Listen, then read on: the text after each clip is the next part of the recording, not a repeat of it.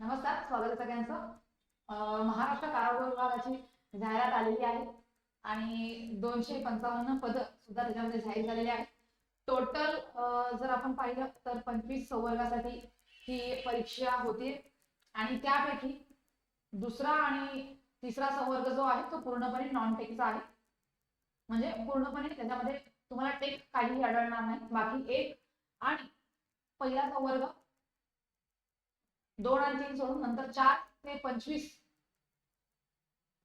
तर हे एवढे जे संवर्ग आहेत हे सगळे टेकचे संवर्ग आहेत. सो या दुसरा आणि तिसऱ्या संवर्गासाठी 25-25 चा पॅटर्न आहे, जिथे तुम्हाला 100 प्रश्न असतील आणि 200 गुण असतील. तिथेच तुम्ही जर पाहाल तर जी टेकची पद आहेत टेकची, तर टेकच्या पदामध्ये तुम्हाला 120 प्रश्न असतील, 120 मार्क्स असतील. तर त्यामध्ये तुम्हाला 80 गुणांची व्यावसायिक चाचणी आहे आणि तुम्हाला 120 गुणांची परीक्षा द्यायची. त्याच्यामध्ये 15-15-15चं डिवायडेशन आहे. ओके, इथे कसं 15-15चं डिवायडेशन आहे.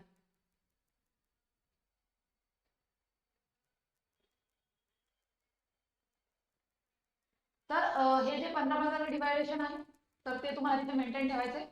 तर इथे तुम्हाला 25-25चं डिवायडेशन आहे. 25, 25, 25 आणि 25. तो तुम्हाला जे नॉन टेकचा सिलेबस आहे ते तुम्हाला कंप्लीट करायचं आहे.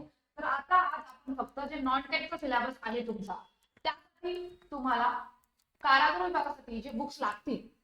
बघा, पहिली गोष्ट म्हणजे सिलेबस काही डिस्क्राईब केलेला नाहीये.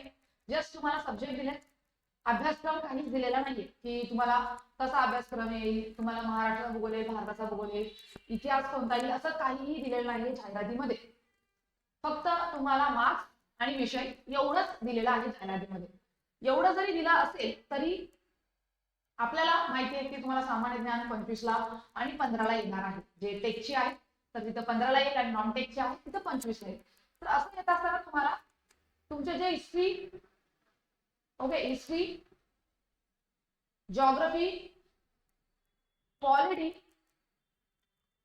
हे जे सब्जेक्ट आहेत आणि सायन्स हे सब्जेक्ट कव्हर करण्यासाठी तुम्ही हा जो तात्यांचा ठोकळा आहे तो एकदा, दोनदा, तीनदा व्यवस्थित वाचून घ्या. आणि जर तुम्हाला इंडिव्हिज्युअल वाचायचं आहे तर हिस्ट्रीसाठी तुम्ही समाधान महाजन सरांचं पण तेवढी गरज नाहीये. त्याच्यानंतर जिओग्राफीसाठी दीपस्तंभ आहे, इथे समाधान महाजन सर.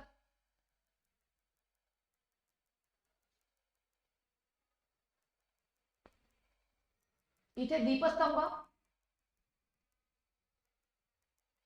आणि इथे जर तुम्ही रंजन कोळंबे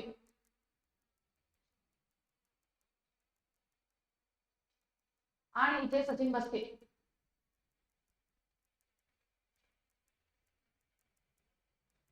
जर तुम्हाला वाटतंय की करावं तर तुम्ही करू शकता, अन्यथा काही गरज नाही. फक्त एक ठोकळा केला तरी सफिशियंट आहे. त्याच्यानंतर गणितासाठी सचिन ढवळे सरांचे 2 ऑलरेडी बुक्स आहेत, मॅथ्स आणि रिझनिंगचे वेगवेगळी, तर तुम्ही तेही करू शकता. किंवा हे पोलीस भरतीसाठी काढलेलं जे मॅथ्सचं बुक आहे तेही तुम्ही मॅथ्ससाठी करू शकता. त्यांचे लेक्चर्स बघू शकता. आणि तुमचा कोणताही फेवरेट जे शिक्षक आहेत, संदीप आरगडे आहेत, खूप चांगले चांगले शिक्षक आहेत आपल्याकडे, त्यांचेही लेक्चर्स तुम्ही बघू शकता. किंवा सेंट्रल लेवलचे जे लेक्चर्स आहेत तेही तुम्ही बघू शकता. जे तुम्हाला आवडतात त्याचे युट्यूब चॅनल आणि बुक, एक बुक तुम्ही करू शकता. बघा, इंग्लिशसाठी तुम्ही भरपूर सारे बुक्स आहेत इंग्लिशसाठी. जसं की बाळासाहेब शिंदे सरांचं पुस्तक आहे, त्याच्यानंतर गणेश कड सरांचा कोर्स आहे, त्याच्यानंतर आता एक नवीन सर आहेत बालाबाई करून, तर त्यांचा सुद्धा बऱ्यापैकी खूप सारे शिक्षक इथे सुद्धा आहेत. तर तुम्ही इंग्लिश तुम्हाला जिथून पटतंय, तुम्हाला जिथे वाटतंय तुम्ही तिथून करा. बट वोकॅब्युलरी जे आहे इंग्लिश वोकॅब्युलरी ब्लॅक बुक या बुक मधून तुम्ही करावं अशी मी तुम्हाला काहीतरी सजेशन देते. बाकी अजूनही बुक्स आहेत वोकॅब्युलरीची, तुम्ही तेही करू शकता. नीतू सिंग मॅमचं सुद्धा आहे, चांगलं आहे. बट तेवढं करण्यापेक्षा तुम्ही हे करू शकता. बाकी शिक्षकाला कोणतं फॉलो करायचं, बुक कोणतं फॉलो करायचं, बाळासाहेब शिंदे सरांचं सुद्धा पुस्तक आहे इंग्लिशचं, बट ते तेवढं करणं वर्थ नाहीये, कारण की त्याचं काय पेपरला येत नाही. सगळ्यात महत्वाचं तुम्ही काय करायचं, टीसीएस एक्झाम घेणार आहे तुमची, तर टीसीएसचे पीवायक्यू इथं तुम्ही करा इंग्लिशसाठी. बेस्ट करा, बेस्ट. जेवढे तुम्हाला इंग्लिशचे टीसीएसचे पीवायक्यूज मिळतील तेवढे पीवायक्यूज करा. पीवायक्यूज वरून कळेल की कोणतं पॅटर्न आहे, काही जर रिपीट होतोय. मराठीसाठी तुम्ही परिपूर्ण 12 त्याचं मराठी व्याकरण एवढं केलं तरी सफिशियंट आहे. आणि इथे सुद्धा मी तुम्हाला सजेस्ट करेल की तुम्ही पीवायक्यू बघा टीसीएस चे. टीसीएस चे जरी पीवायक्यू बघा तर तुम्ही जवळपास 20+ किंवा 13+ जाल त्या विषयामध्ये. जर तुम्ही पीवायक्यू पहिले बघितले नंतर बुक तर तुम्हाला थोडंफार रीड करावं लागेल. त्याच्यानंतर येऊया आपण करंट अफेअर कडे, कारण की करंट अफेअरचा जो रेशो आहे तो खूप चांगला आहे इथे. टीसीएस असू दे किंवा आयबीपीएस असू दे. जर 15चं डिवायडेशन असेल तर तुम्हाला 4 ते 5 करंट येतात. जर 25चं डिवायडेशन असेल 8 ते 9, कधी कधी 10 करंट आलेले आहेत. सो करंट अफेअर साठी तुमचे कोणतेही फेवरेट युट्यूब चॅनल आहे, ओके, जे तुमचं फेवरेट युट्यूब चॅनल आहे ते तुम्ही फॉलो करा. तुमचं फेवरेट जेही काही युट्यूब चॅनल आहे ते फॉलो करा. आणि त्यासोबतच जर तुम्हाला असं वाटतंय की चांगलं डीप करावं तर मग तुम्ही सिम्प्लिफाईड करू शकता किंवा तुम्ही देवाला सरांचे लेक्चर्स आहेत युट्यूबला, ओके.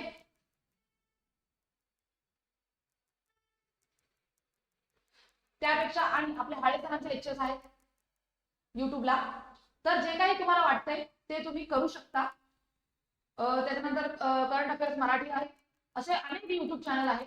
सेंट्रल लेवलचे सुद्धा चांगले चांगले युट्यूब चॅनल्स आहेत करंट अफेअर साठी. तर तुम्हाला जे बेस्ट वाटते करंट अफेअर साठी ते एक युट्यूब चॅनल रोज फॉलो करा. मॅगझिन जर तुम्हाला लक्षवेध करायचं आहे, तुम्हाला सिम्प्लिफाईड करायचं आहे, अभिनव प्रकाशनचं करायचं आहे, परिक्रमा खूप खायचं तर परिक्रमा काही करू नका. याच्यापैकी कोणतंही तुम्ही करू शकता. बट पूर्ण तुम्ही जीएस चोपड्यातून केलं तर चालेल, बट करंट अफेअर वेगळं करा, कारण की करंट अफेअरचा वेटेज जास्त आहे सगळ्या टीसीएसच्या एक्झाम्स मध्ये. सो आय होप अगदी शॉर्ट बट स्वीट व्हिडिओमध्ये मी तुम्हाला सांगितलंय की तुम्हाला नक्की कोणते बुक्स फॉलो करायचे आहेत. आणि तुम्हाला जे आवडतं, तुम्ही आतापर्यंत ज्याचा अभ्यास केला ते बुक्स बिलकुल सोडू नका. आता बुक्स स्विच करू नका. जवळजवळ 1 ते 1.5 महिन्यामध्ये तुमची परीक्षा येणार आहे. जर तुम्ही ऑलरेडी कोणते बुक्स फॉलो करताय तर तेच करा. आता हे फक्त त्यांच्यासाठी जे आता नवीन शोधतायत की कोणत्या बुक मधून करू, कुठल्या रेफरन्स घेऊ, कोणत्या चॅनल बघू, कोणाला फॉलो करू, असं जर असेल तर तुम्ही इथे हे जे पॅटर्न आहे फॉलो करू शकता. जर तुम्ही ऑलरेडी बऱ्यापैकी अभ्यास कव्हर केलाय तर तुमचे जे शिक्षक आहेत, तुमचे जे बुक्स आहेत ते सोडू नका. साठी मी तुम्हाला सजेस्ट करेल की तुम्ही पवन माळी सरांचे जे नोट्स आहेत तेही बघू शकता. समाधान महाजन सरांना जर तुम्हाला ते जास्त वाटत असेल, जास्तच आहेत असंही, तर तुम्ही पवन माळी सरांचे लेक्चर्स बघू शकता. युट्यूबला आहेत आणि त्यांचे नोट्स आहेत, सगळीकडे मिळतात टेलिग्रामला, तर तेही तुम्ही घेऊ शकता. त्यांचंही चांगलं आहे. आणि सगळ्यात महत्वाचं म्हणजे जर जीएस तुम्हाला करायचं तर आपण युट्यूब चॅनलला रोज, मी स्वतःच थोडं कमी सांगते कारण की तुम्ही आधीपासून जे बघताय ते तुम्ही बघू शकता, आपण रोज 12 वाजता आणि 3 वाजता जीएसच्या क्वेश्चनची तयारी करत असतो. मंडे पासून, ओके, मंडे पासून आपण एक एक करून टॉपिक घेणार आहोत फक्त कारागृह विभागासाठी.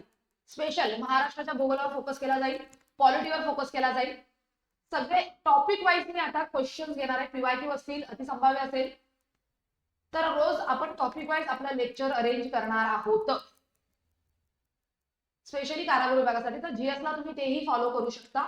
रोज आपले 20 ते 25 क्वेश्चन 100% शुअर होणार आहेत, तो मी ते घेणार. सो तुम्ही त्याच्यासाठी जीएस साठी तेही फॉलो करू शकता. बाकी तुमचा जो अभ्यास आहे रेग्युलर थिअरी तुम्ही तेही करू शकता. आणि आपली कारागृह विभागाची जी बॅच आहे ती देखील आपण आता लॉन्च करणार आहोत, तर तुम्ही तीही बघू शकता. ठीक आहे, चला तर मग आजच्यासाठी इथेच थांबूया. भेटूया आपल्या नेक्स्ट लेक्चर मध्ये. Thank you so much.